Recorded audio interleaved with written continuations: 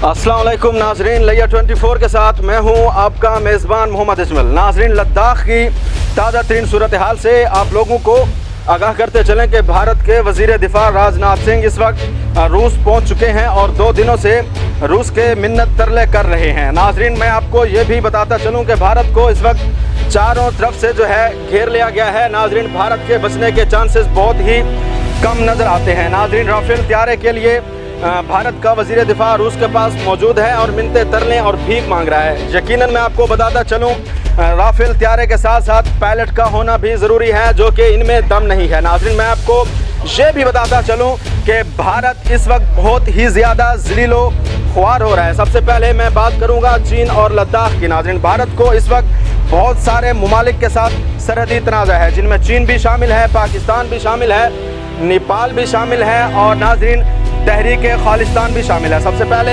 हम बात करेंगे चीन के हवाले से, लद्दाख के हवाले से। नाज़रीन, लद्दाख में सारी दुनिया देख रही है कि भारत को इस वक्त किस कदर ज़लीलो ख्वार किया जा रहा है।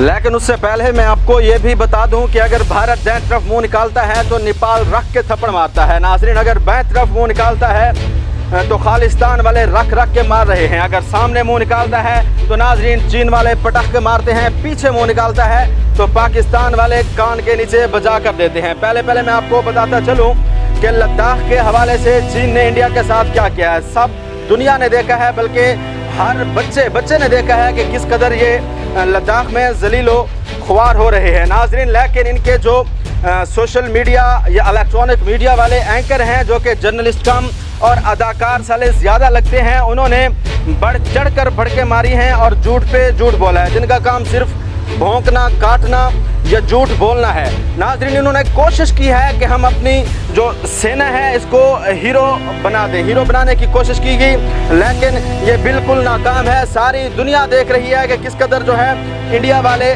ज़लीलो ख्वार हो रहे हैं। नाज़रीन, ये जर्नलिस्ट जो हैं बिल्कुल अनपढ़ सहाफ़ी होते हैं, जो कि सिर्फ तारीफ़ों के पैसे लेते हैं, जो कि आर्मी की सिर्फ और सिर्फ तारीफ़ें कर रहे हैं। अगर तारीफ़ें करते तो बात बिल्कुल ठीक थी, चलो हम छोड़ देते।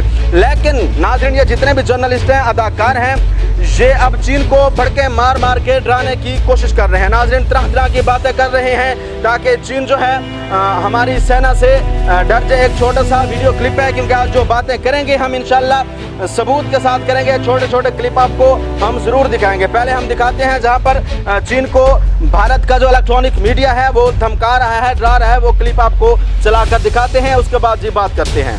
भारत के शिकंजे में फंसा चमगादड़ चीन घायल सांप की तरह फुफकार रहा है अभी भी, और अपने सदाबहार दोस्त पाकिस्तान के लंगड़ा खान की तरह कोरोना किंग ने भी भारत को कीचड़ फटकी दी है। नाज़रीन, इनकी बेगैरती का अपना ही लेवल है। आपने पहले ये वीडियो चेक कर ली है। नाज़रीन, इनकी इतनी दिलेर सेना है कि चीनियों ने बगैर गोली चलाए, बगैर असले के इस्तेमाल से तकरीबन 65 से 70 जो फौजी हैं इनके फड़का दिए हैं। नाज़रीन, आप इस बात से अंदाज़ा लगा लें कि भारतीय मीडिया ने सबसे पहले झूठ बोला था कि हमारे जो 3 फौजी एहलकार हैं, जिनमें एक कर्नल है, वो मारे गए हैं। लेकिन बाद में जब पता चला तो इन्होंने 20 कर दिए, बाद में इन्होंने 30 से 35 कर लिए। लेकिन अब जो है ज़राए के मुताबिक पता चला है कि करीबन 70 से 75 जो इनके एहलकार हैं वो चीन ने फड़का दिए हैं, और काफ़ी सारे जो फौजी एहलकार थे उनको कैदी भी बना लिया। मैं इस जो एंकर है, अदाकार है, इसको मैं बताता चलूँ कि भाई अगर चीन चमगादड़ का सूप पीता है तो नाज़रीन आप जो है गाय का मूत पीते हैं और हमेशा से गोबर खाते हैं। आप उनसे क्या मुकाबला करेंगे? गाय मूत पीने वाले, गाय का गोबर खाने वाले कैसे मुकाबला कर सकते हैं? मैं आपको एक छोटी सी वीडियो दिखाना चाहता हूं, जहां पर जो है इनकी दिलेर सेना, इनकी नंबर 1 जो आर्मी है, उनकी चीखें निकल रही हैं, उनकी आहो पुकार निकल रही है, उनकी जो है बिल्कुल इस टाइम फटी पड़ी है। छोटी सी वीडियो मेरे हाथ में लगी है, छोटा सा क्लिप जो है मैं अपने नाज़रीन को सुनाना चाहूँगा। जी मुलाहजा कीजिए। ठीक है भाई, ठीक है, थोड़ा हेलो हाँ भैया, ओए घबराना नहीं है यार, कोई बात नहीं, घबराना नहीं है, थोड़ा वो करो, हाँ घबरा मत, हो जाएगा, एम्बुलेंस आ रही है, बिल्कुल नहीं, ठीक हो जाओगे।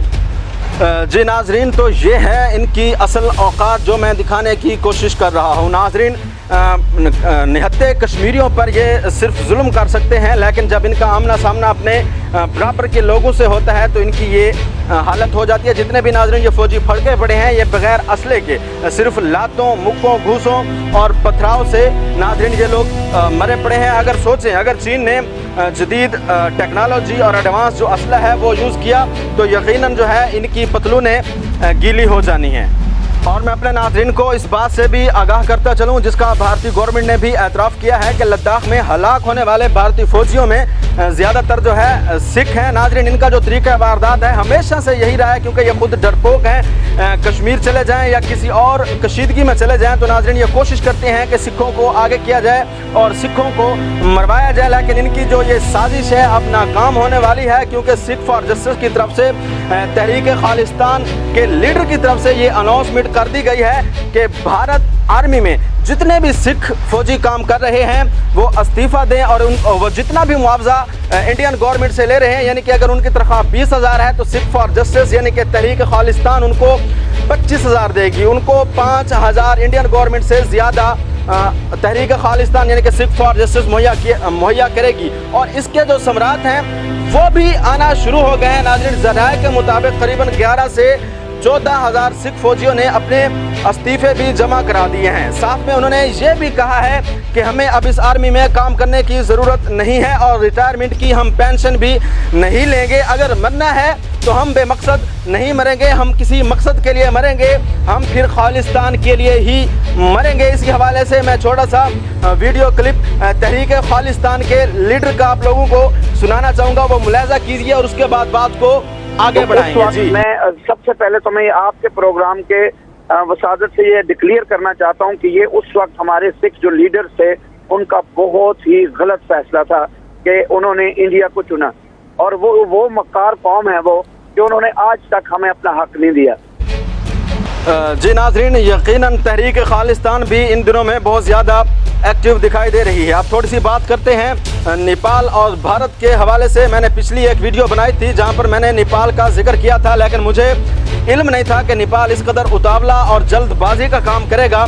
नाज़रीन, मैं आपको बताता चलूं कि नेपाल ने भारत के साथ अपने जितने भी मुतनाज़ इलाके थे उन पर धावा बोल दिया, जिनमें काला पानी और लेपो लेक शामिल है। वहाँ पर भारतीय पुलिस मौजूद थी, वो भाग गई है क्योंकि इनका काम भागना होता है। और वहाँ पर जो किसान और मजदूर बैठे थे वो जाने का नाम नहीं ले रहे थे। उनमें से कुछ को नेपाली फ़ौज ने फड़का दिया है और ज़्यादातर को जो है अपने कब्ज़े में कर लिया है, और अब जो है नेपाल पीछे हटने का नाम भी नहीं ले रहा। नाज़रीन, अब नेपाल ने चीन और पाकिस्तान के साथ बहुत ज़्यादा उम्मीदें वाबस्ता कर ली हैं, क्योंकि ग्रेटर नेपाल की पार्लियामेंट ने उनको नए नक्शे की मंजूरी भी दे दी है। नेपाल चाहता है कि पाकिस्तान और चीन जो है सरकारी तौर पर हमारे इस नक्शे को कबूल करें। नाज़रीन, मैं आपको ये भी बताता चलूँ कि बांग्लादेश भी इस वक्त बिल्कुल इंडिया पर तप चुका है, क्योंकि इन्होंने बहुत ज़्यादा बांग्लादेश के हवाले से बातें की थी, तो बांग्लादेश के वज़ीर दाखिला ने इनको खरी खरी भी बातें सुना दी हैं।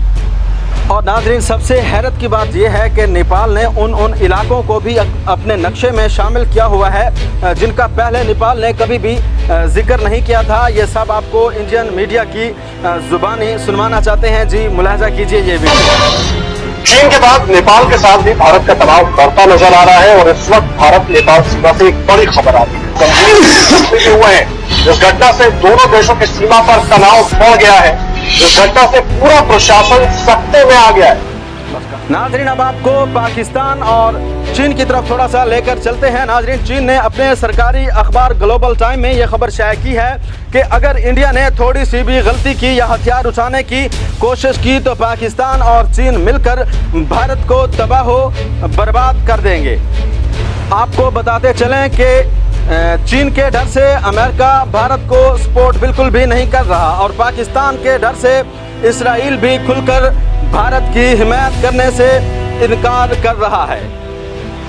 नाज़रीन, आप वीडियो में देख सकते हैं कि चीन बिल्कुल एडवांस और जदीद असले से लेस अपने जंगी जहाज़ जो है लद्दाख में उतार रहा है। और अभी आपको ये भी बता दें कि खबरें सामने आ रही हैं कि इंडियन मीडिया कह रहा है, बार बार चीख रहा है, लेकिन है तो ये झूठा फटके इस वक्त जो है इनकी हाथ में आई हुई है। ये कह रहे हैं कि कश्मीर में भी पाकिस्तानी फौज की नकलो हरकत भी देखी जा रही है। नाज़रीन, इंडिया ये भी जानता है कि अगर उसने थोड़ी सी भी गलती की या हथियार उठाने की कोशिश की तो पाकिस्तान और चीन मिलकर उनको बारूद में नहला देंगे, बल्कि दबोच लेंगे। नाज़रीन, आपको बताते चलें कि भारत इस वक्त अपनी सरहदों पर चीन और पाकिस्तानी फौज की नकलो हरकत को देख रहा है। उसकी फौज इस वक्त बिल्कुल डरी और सहमी बैठी है, इसीलिए नेपाल ने मौके पर चौका मारा है और ऐसे इलाकों को अपने नक्शे में शामिल कर लिया है जो कि नेपाल के पहले से नहीं थे। और चीन ने नेपाल को नए नक्शे की मुबारक भी भेज दी है। आपको ये भी बताते चलें कि चीन लद्दाख से आगे भी काफ़ी इलाके भारत के फतह कर चुका है, क्योंकि फतह का मजा चीन ने चख लिया है। और नाज़रीन, इंडियन फौजी को एक एक शक्ल के 10-10 फौजी जो है पटका रहे हैं।